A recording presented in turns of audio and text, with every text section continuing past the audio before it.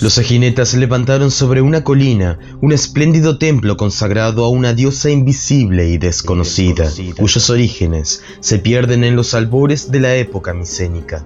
En la actualidad es uno de los templos mejor conservados y que más ha aportado al estudio de la elegante arquitectura de los santuarios griegos y su decoración escultórica.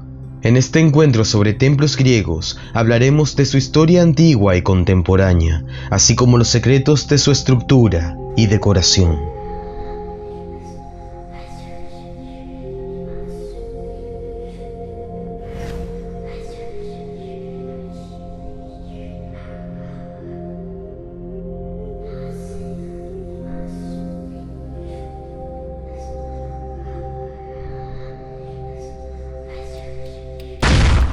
El templo de Afaya, en Egina.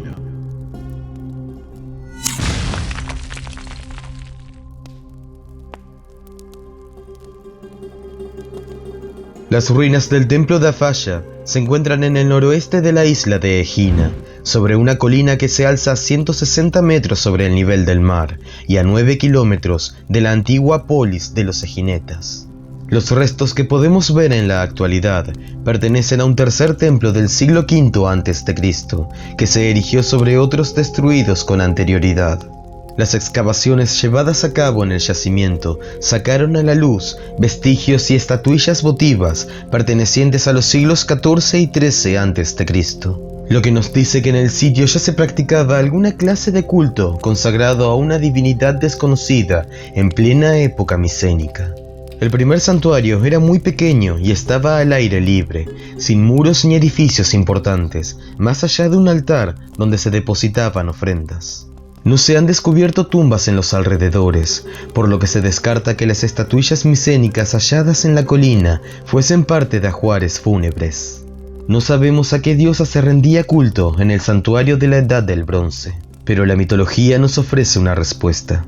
Se cuenta que el rey Minos se enamoró de una muchacha llamada Britomartis, hija de Zeus, y la persiguió por las montañas de Creta. Asustada, la doncella se arrojó al mar, donde fue rescatada por las redes de un pescador, razón por la que también se la conoció con el nombre de Dictina, o la muchacha de la red. El pescador también se enamoró de ella y se la llevó a Egina para violarla. Pero en cuanto desembarcaron y le quitó las redes, Britomartis huyó tierra adentro, hacia una colina cubierta de pinos. La diosa Artemisa se compadeció de ella y la hizo desaparecer para que nadie más la tocara. Aquellos que vieron el prodigio decidieron rendirle culto en aquella colina, y como no conocían su nombre, la llamaron Afaya, la invisible. El sitio fue abandonado tras el colapso de la cultura micénica, pero nunca olvidado, pues entre los siglos 8 y 7 a.C. se llevaron a cabo varias obras en la colina. La cima fue nivelada, rellenando las grietas con rocas, y sobre ella se edificó un primer templo con base de piedra, muros de adobe y entablamento de madera.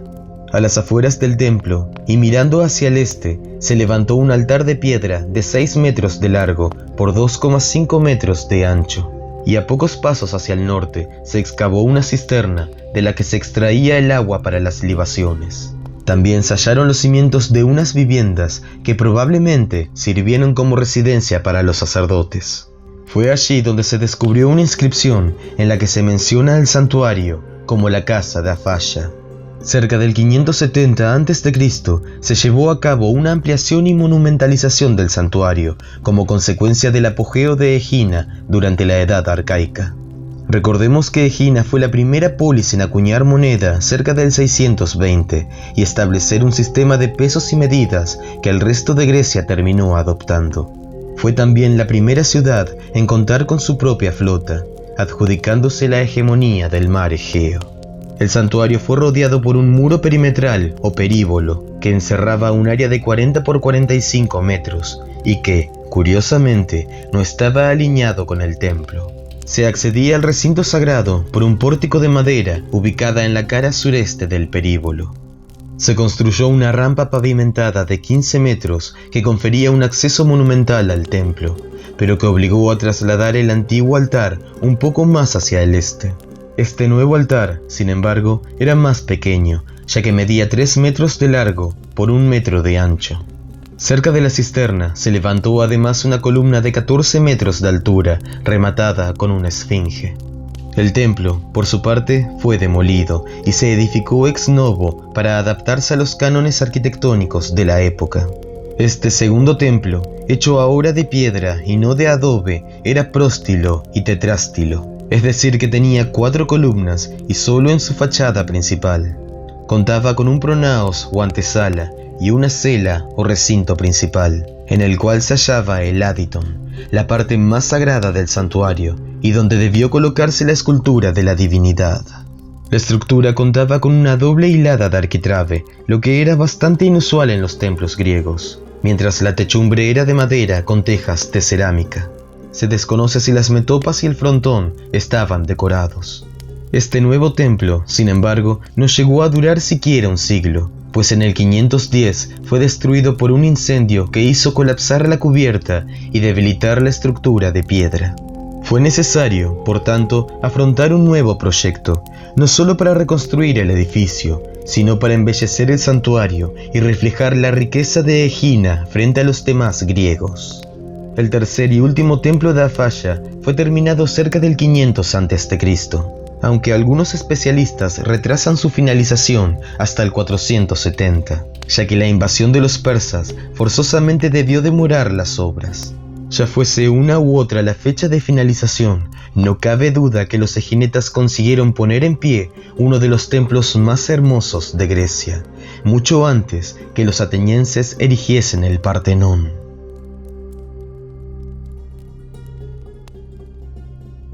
El último templo de Afaya era un edificio de orden dórico hecho de toba calcárea y que se elevaba sobre un estereóbato o plataforma escalonada de 30,5 metros de largo por 15,5 metros de ancho. A diferencia del templo anterior, el nuevo era perístilo, es decir que estaba rodeado por columnas en sus 4 caras, y al tener 6 columnas en las fachadas frontal y trasera y 12 en los laterales, es posible clasificar a la estructura como un templo hexástilo. Las columnas exteriores tenían 5,25 metros de altura y un diámetro de 93 centímetros en sus bases, estrechándose sutilmente a medida que se elevaban. Todas eran monolíticas, o sea que estaban hechas a partir de un único bloque de piedra, con excepción de 3 columnas en la fachada norte, que estaban formadas por tambores, el método convencional llevado a cabo por la mayoría de los griegos. Se ha sugerido que dichas columnas fueron las últimas en añadirse al conjunto, quizá para facilitar la construcción de la sala principal. Internamente, el edificio estaba dividido en 3 partes: la pronaos o vestíbulo, la naos o sala, también llamada cela, y el opistodomos o cámara trasera. La pronaos tenía una entrada dístila formada por 2 columnas y servía de antecámara para la parte más sagrada del templo. Según la tradición, allí se exhibían 2 espolones de trirremes que habían sido capturados durante la conquista de la polis cretense de Sidonia, cerca del 560 a.C. Siguiendo los cánones dóricos, el opistodomos era idéntico a la pronaos, pero a pesar de permitir el ingreso a la sala principal, esta cámara trasera solía usarse para guardar los tesoros del santuario. Finalmente, la naos, o sala principal, era el sitio donde se erguía la escultura de Afaya, que no ha sobrevivido y de la que no sabemos ni siquiera qué aspecto tenía. La sala tenía una doble fila de columnas que soportaba otra hilada de pilares que llegaban hasta el techo y que conferían al interior una sensación de solemne estrechez, como un pasillo elevado que culminaba en el podio donde descansaba la divinidad. Aún son visibles restos de pigmento carmesí en el suelo de la sala principal y en la parte inferior de las columnas exteriores, lo que sugiere que tanto las columnas del peristilo como el pavimento de la cela estuvieron pintados de rojo. Las columnas exteriores sostenían el peso del arquitrabe y el entablamento, que estaba adornada con metopas, hoy perdidas, y triglifos. Por su parte, los frontones este y oeste estaban decorados con maravillosos grupos escultóricos pintados con vivos colores. Una verdadera obra de arte de la que hablaremos en unos minutos. La techumbre, por último, era una estructura de madera sobre la que se instaló un tejado a 2 aguas, formado por tejas de mármol traslúcido de Paros y ornamentado con antefijas, también de mármol. En cada una de las 4 esquinas del tejado se erguía una esfinge de piedra, mientras que la acrotera, la decoración más elevada del santuario, era una escultura de motivo vegetal ladeada por 2 estatuas de doncellas. Una mayor monumentalización del templo exigió un altar exterior que estuviese a la altura. Se demolió la mesa anterior de época arcaica y se levantó una mucho más grande, de 9,80 metros de largo por 2,40 metros de ancho. El santuario, a su vez, fue cercado por un períbolo o muro perimetral de 75 metros por 40 metros, al que se accedía por un propileo o entrada monumental ubicado en la cara sureste del períbolo. Este acceso comunicaba la explanada del templo con una terraza menor, unos metros por debajo, y que había sido nivelada con los restos removidos del templo anterior arrasado por el fuego. En el extremo sureste del santuario, por último, se remodelaron las viviendas de los sacerdotes, a las que se agregó un baño lustral. Hablemos ahora de los frontones del templo de Afaya. Ambos estaban decorados con grupos escultóricos formados por varias estatuas de mármol que representaban a héroes y dioses combatiendo. La calidad artística es impresionante y se cataloga dentro del llamado estilo severo, un estilo de transición entre el arte arcaico y el arte clásico. Las esculturas presentaban un movimiento muy fresco e innovador, pero manteniendo la sonrisa arcaica, a pesar de que algunas figuras reflejaban claramente la agonía de la muerte. El tema del frontón oriental era la primera guerra de Troya, y en ella estaban esculpidas 11 estatuas. En el centro se hallaba la diosa Atenea como jueza de la contienda entre griegos y troyanos, y a su lado el héroe Telamón luchando con espada y escudo. En el grupo también se apreciaba a Heracles, arrodillado y disparando el arco, cuya flecha había derribado a Laomedonte, el rey de Troya. Al parecer este frontón no fue el original, sino que se mandó esculpir para reemplazar otro anterior que había sido destruido por un rayo. Se atribuye su creación al escultor Onatas. Finalmente el frontón occidental, mucho mejor conservado, representaba la segunda y más conocida guerra de Troya. En él se podía distinguir 13 esculturas. Atenea ocupaba nuevamente el centro de la escena, en la que también se encontraban los 2 Áyax y el arquero Teucro combatiendo contra los dárdanos. El arquero troyano suele ser considerado el príncipe Paris.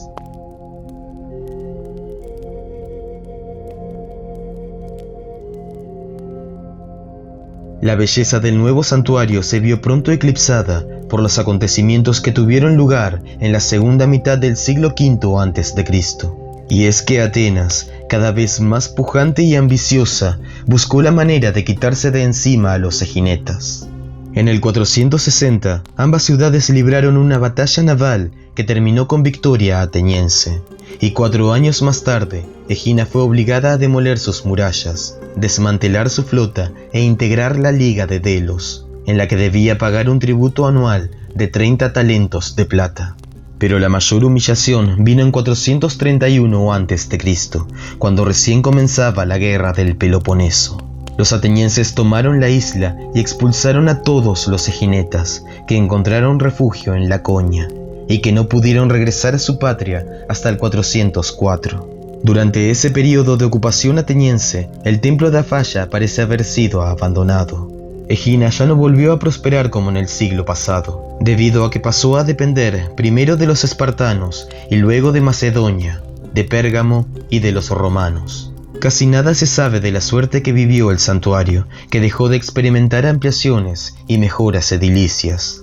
Cuando el viajero Pausanias visitó la isla en el siglo II de nuestra era, no supo distinguir el templo, y el culto, de haberse mantenido aún, fue finalmente abandonado en el siglo IV, con la expansión del cristianismo y el cierre de los templos paganos. Por fortuna, el santuario no fue víctima de expolio y destrucción como la mayoría de los templos durante la Edad Media, razón por la que pudo llegar a la actualidad en mejores condiciones que otros edificios sagrados. Las primeras noticias que se tienen del templo de Afaya en la Edad Moderna tuvieron lugar en 1675, gracias a los viajes del médico francés Jacob Spon. Sin embargo, malinterpretó los textos de Pausanias, que mencionaban un templo en Egina consagrado a Zeus Paneleño, y creyó que había descubierto las ruinas de dicho santuario. En abril de 1811, el arquitecto inglés Charles Cockerill llegó a la isla para estudiar las ruinas del templo, y a los pocos días de comenzar las excavaciones, encontró 16 esculturas que pertenecían a los frontones, entre ellas las de Atenea, motivo por el que creyó que el santuario estaba dedicado a esta diosa. Cockerill compró las estatuas a los pobladores por una pequeña cantidad de dinero, para luego sacarlas de Grecia y vendérselas a Luis I de Baviera por una auténtica fortuna. Las piezas serían finalmente restauradas por Bertel Thorwaldsen y llevadas a la Gliptoteca de Múnich, fundada en 1830, sitio donde aún permanecen.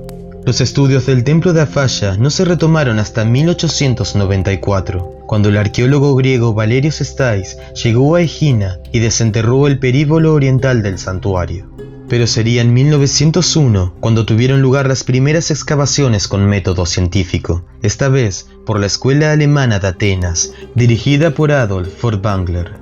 Durante estos trabajos se definió el área del templo y se descubrieron estatuillas y piezas de cerámica de la Edad del Bronce, lo que reveló la sorprendente antigüedad del santuario. Asimismo, se desenterraron esculturas pertenecientes a un frontón anterior al descubierto por Cockerill, y también una inscripción de piedra donde se revelaba que el santuario estaba consagrado no a Zeus ni a Atenea, sino a la desconocida Afaya. Las excavaciones se interrumpieron en 1907, después de que Furtwängler enfermara de disentería en el yacimiento y muriera días después en Atenas. Los alemanes regresaron a Egina en 1966 bajo la dirección del arqueólogo Dieter Ohly, con la misión de descubrir la disposición original que tenían las esculturas de los frontones que se exhibían en Múnich. Los trabajos de Ohly no solo rindieron los frutos que esperaba, sino que permitieron descubrir los restos de fases anteriores del templo y levantar algunas de las columnas que yacían tumbadas en el solar. De las 32 columnas originales, hoy se conservan 24 en pie. Gracias a las últimas investigaciones, los especialistas pudieron reconstruir la posición original de las esculturas que decoraban los frontones y presentarlas tal como debieron verse hace 2500 años. Cabe señalar que fue necesario remover las restauraciones que se habían hecho en las estatuas 2 siglos atrás. Rodeado por un bosque de pinos y destacando sobre el azul del mar Egeo, el templo de Afaya representa un hito que refleja de manera excelente la transición entre el arte de la edad arcaica y la edad clásica, mientras sus columnas son testimonio de la belleza que los antiguos griegos supieron plasmar en la piedra.